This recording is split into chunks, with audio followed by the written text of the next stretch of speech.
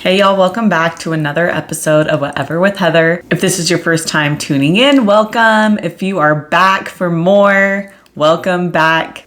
First, I just want to say thank you for all of the feedback, all the reviews you're leaving, all the messages you're sending me about this podcast, about what we're talking about here. I am truly loving the journey, loving doing this. So thank you for being here and continuing to be here, or if it's your first time for showing up for this episode. Today, I'm going to share with you 3 different quotes, thoughts that really have changed the trajectory of my life, that get me refocused, have gotten me recommitted in different times of my life. I'll share the quote and I'll share some of my thoughts about it.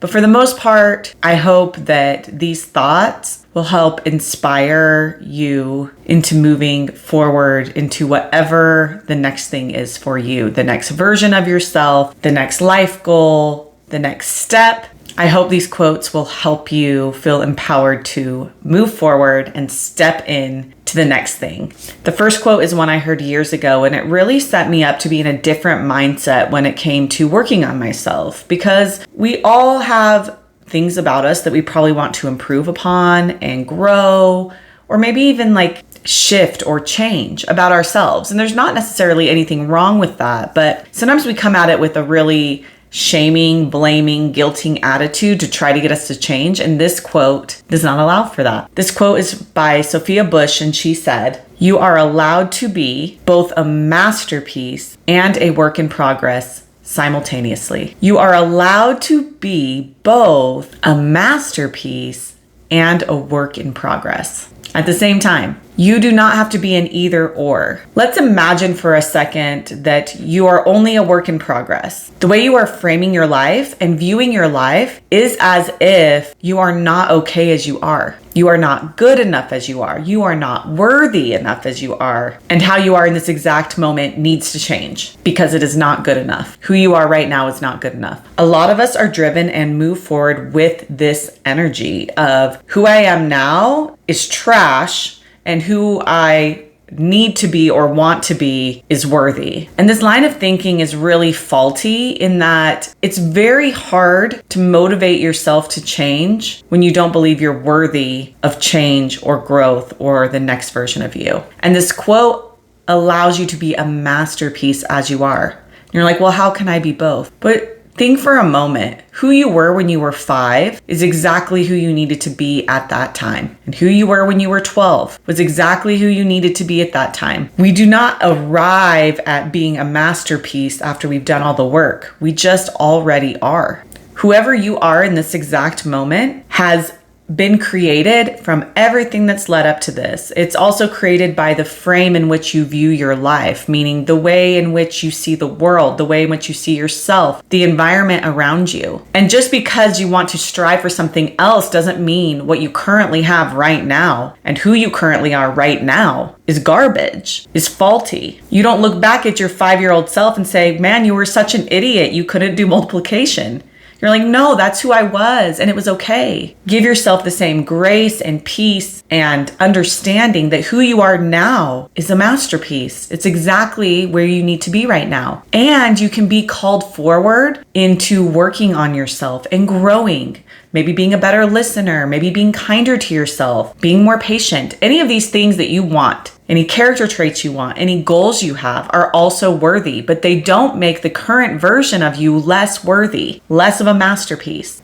Whoever you become 5 years from now will be exactly who you need to be. You will be a masterpiece then in the future, just like you are now, and just like you were when you were 5 or 12 or 18 or 23. I always think it's really interesting when you think back on yourself and that yourself in your current body is the exact same you that was the you when you were 7. It's the exact same person. But how different are you? How much have you changed? See, we think that we just always are the same, but we are not. We are not always the same. And we think we hit adulthood and this is just who we are. Like we've arrived for some reason. And maybe it's because we frame adulthood from our childhood. And then all of a sudden we become an adult and that feels like a huge chunk of time. Like from the time you're 20 to 100 is adult. But if you've been an adult for any length of time, you know that who you were when you were 20 is different than who you were when you're 25, and it's different than who you are when you're 30 or 35. And therefore, you can know that who you're going to be when you're 40, 50, 60, 70 will be a different person. Yes, it will be the same thread, but who you will be different. And you will be a masterpiece every step along the way. And you're allowed to continue to be a work in progress. They are not exclusive. Both can exist. And when you allow both to exist, you allow yourself to grow yourself from a place of enoughness, worthiness. I am good enough as I am, and I can grow. I am good enough as I am right now, and I can expand. When we are led to change and grow from self-love, it is a much more peaceful, motivating place than when we try to motivate ourselves with shame, blame, and guilt. Try to shame ourselves forward, blame ourselves forward, guilt ourselves forward. What eventually happens is the shame, blame, and guilt come back and actually stop us from forward growth. It's a vicious cycle. I'll talk about this in another podcast. It's a whole chapter in my book that is coming out soon on shame, blame, and guilt being really bad motivators. But just imagine your life being led because you're excited for the next version and not because you hate the current version. All right, let's do the second quote. Now, I don't know who this is from, but it's a good quote. This was kind of the second quote after that first quote kind of got me going years ago. This next quote really helped hone things in for me. And the quote is, "Get into the habit of asking yourself, does this support the life I'm trying to create?" One more time, get in the habit of asking yourself, does this support the life I'm trying to create? We can ask this question of beliefs we have about ourselves and the world, mindsets that we show up with every day. So the things we repeat to ourselves to get through the day, our actions and the things we choose to do, how we spend our time and our energy, and not just how we spend our physical time, but how we spend our mental time, the things we think about, the things we do, are the things you're doing supporting the life you're trying to create. Now, maybe you haven't thought about what life you're trying to create. Well, that's the first step. Like, what do you want your life to feel like? And then what can I do to help me feel that way? And then as we do things and we make choices on how to spend our time and energy, our physical time and energy, and our mental time and energy, we ask ourselves, does this support the life I'm trying to create? For example, if you're trying to build self-love and you stand in front of the mirror every day and say hateful things to yourself, does that habit, does that action support the life you're trying to create? And the answer is no. Therefore, that action needs to stop. It's an easy get rid of. It's very clear that it's not aligned with the life you're trying to create. We can also look at the people we're spending our time with. Do they help support the life we're trying to create, or do they keep us stuck? Now, this isn't their fault, all right? Like, who they are is not a problem. But if who we are when we are around them is not the type of person we're trying to create, then these might not be people we need to hang out with. This is not a judgment on them. This is a judgment call for yourself on spending your time and energy doing things, thinking things that are supporting the life you're trying to create. We often think we need to make really mean judgment calls about people or thoughts or actions in our life. Like, man, I really need to stop drinking, blah, blah, blah, because it's just terrible and I'm a terrible person and I have no self-control. That's one way to go about change. Once again, shaming, blaming, guilting yourself. Or maybe you're like, man, I want to wake up and feel really energized every day, and alcohol doesn't do that for me. So me drinking alcohol tonight does not support the life I want tomorrow. It becomes an easier no to the alcohol when you're saying yes to something you actually care about versus shaming, blaming, and guilting yourself. So the question, does this support the life I'm trying to create, becomes a really powerful question. And the answers to these questions become easier yeses and easier nos. Now, they're not in the beginning because that's not how we framed our life. That's not how we've been asking questions. Some of them might be easy in the beginning and some might be really challenging. So be okay if they're challenging. Be okay with needing to sit with something. Maybe you've taken something on your plate and you realize it's not in alignment with the life you're trying to create. You're too overwhelmed, you're too stressed out. And so you work on making a shift in that area so that thing can fade away. Sometimes it's not so like get rid of it, cut and dry, and that's okay as well. As long as you're on the trajectory, the path of does it support the life I'm trying to create, you will get to the life that you're trying to create. Okay. And my final quote, this is one really pushing me forward right now. So we have my quote from like the past, you're a masterpiece and work in progress. The quote that has a question I even ask myself now is, does it support the life I'm trying to create? And the third quote is this: 10 years from now, make sure you can say that you chose your life, you didn't settle for it.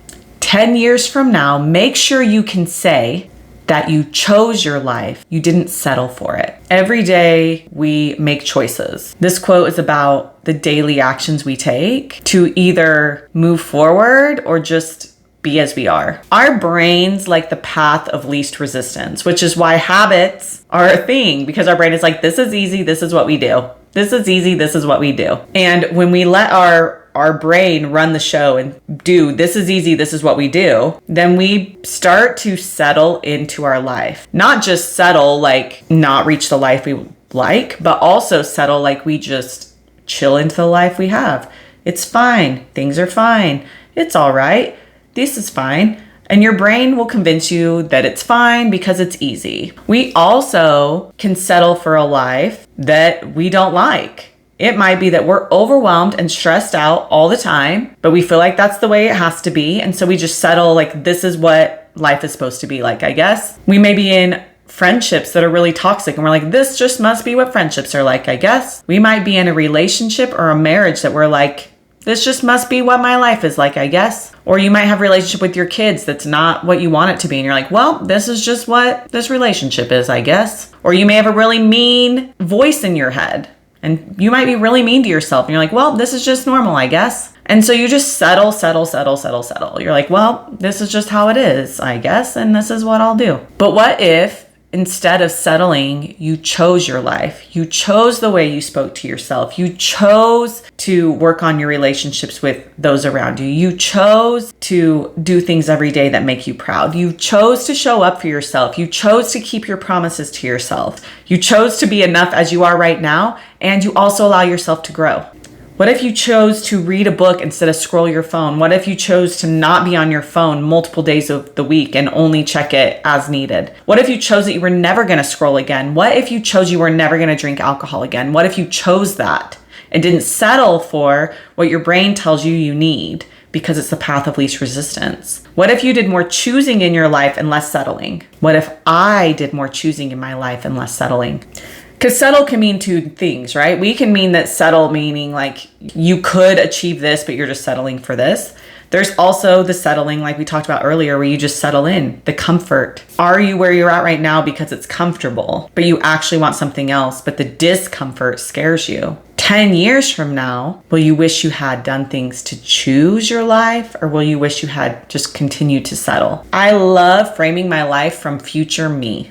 Really old lady me. And none of us know how much time we have. So maybe old lady me is 60. I don't know how old she is. But what will she have wished she had done? Because she is me. She's also wiser than me. She's lived more life. She knows what she values. She's lived more life. She's lost things that I haven't lost yet. Ooh, does that give you goosies? It gives me goosies. Future you has been through more than current you. And she's pretty freaking smart. And she is a really good barometer to look at for future you. And maybe you look at 10-year future you and she helps lead the show, and you look at old lady you, say you make it to 90. What will she wish she had done? Because she has lived more life and she has lost more and lived more.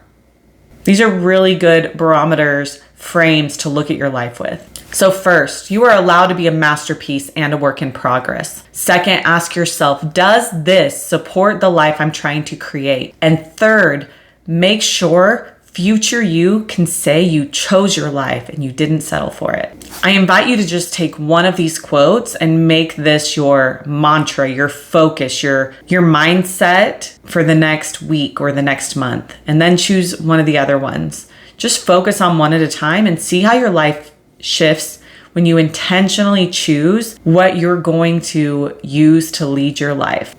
See y'all next week on YouTube or on your favorite podcast platform for Whatever with Heather. Bye, y'all.